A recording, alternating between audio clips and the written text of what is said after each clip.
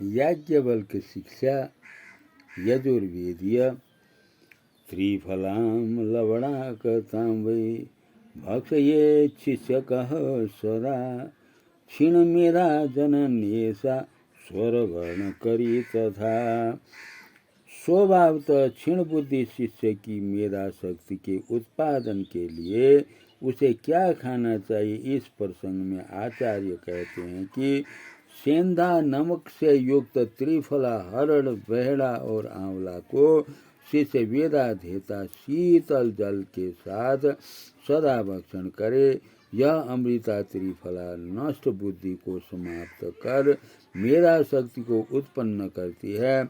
इतना ही नहीं, यह स्वर तथा वर्ण का सुस्पष्ट उच्चारण कराने वाली है।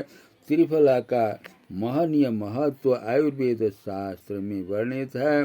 तदनुसार वह कफ और पित्त को एवं प्रमेह, कुष्ठ आदि बीमारियों को समूलतः नष्ट करती है। अतः शिष्य को सुस्वर एवं सुस्पष्ट उच्चारण के लिए इसका सेवन आवश्यक है। हस्तहीनं तु योधीते मंत्रं वेद विदो विदु न साधयेद्यजुषाणि भोक्तम व्यंजनम यथा। वेदाध्ययन में उदात्तानुदात्त स्वरितादि बोधक हस्त संचालन का बड़ा ही महत्व है। इसके बिना वेद पाठ सार्थक नहीं होता। इस विषय में वैदिक विद्वानों ने कहा है कि जो वैदिक मंत्र को हस्त संचालन के बिना पढ़ता है, उसके वेद संबंधी मंत्र जिस प्रकार बिना नमक, जीरा, मसाला आदि से रहित व्यंजन स्वादिष्ट नहीं होता, उसी प्रकार हस्त संचालन के बिना वेद पाठ सार्थक नहीं होता है।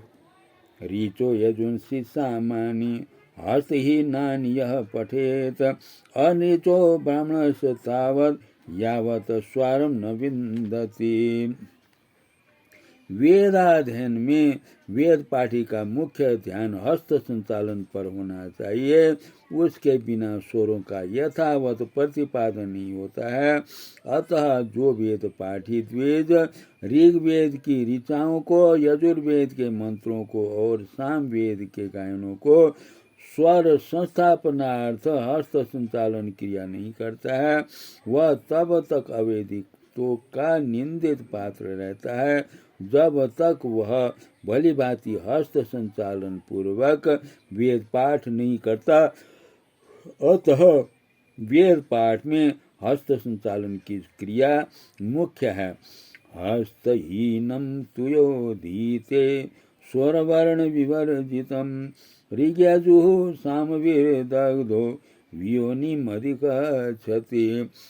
हस्त संचालन के बिना वेद पाठ करने का दृष्ट फल केवल वह अवैदिक पुरुष है, इतना ही कहा जाता है, किंतु अदृष्ट फल तो उसे घोर नरक में गिरा देता है।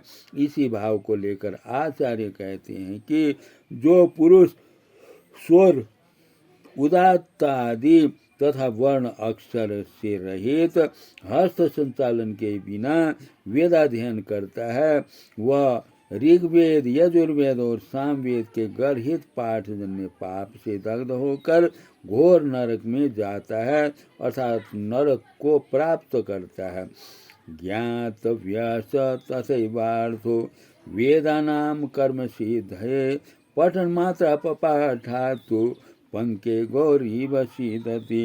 वेदाध्ययन में दृष्ट और अदृष्ट फल के लिए अर्थ ज्ञान भी अपेक्षित होता है।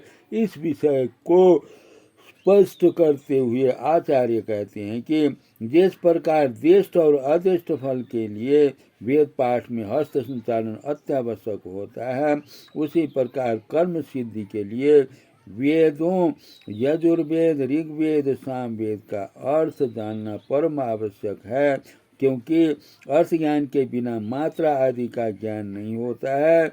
अतः मात्रा के अशुद्ध पाठ से जिस प्रकार गाय कीचड़ में फंसकर कष्ट को प्राप्त करती है, उसी प्रकार वेदाध्येता भी क्लेश को प्राप्त करता है। इसलिए अर्थ ज्ञान के साथ वेद का पाठ करना आवश्यक है, तभी कर्मफल की सिद्धि प्राप्त होती है। ओम परमेश्वराय नमः। सर्वे भवन्तु सुखिनः, सर्वे सन्तु निरामया, सर्वे भद्राणि पश्यन्तु, मां कश्चित् दुःख भाग् भवेत्।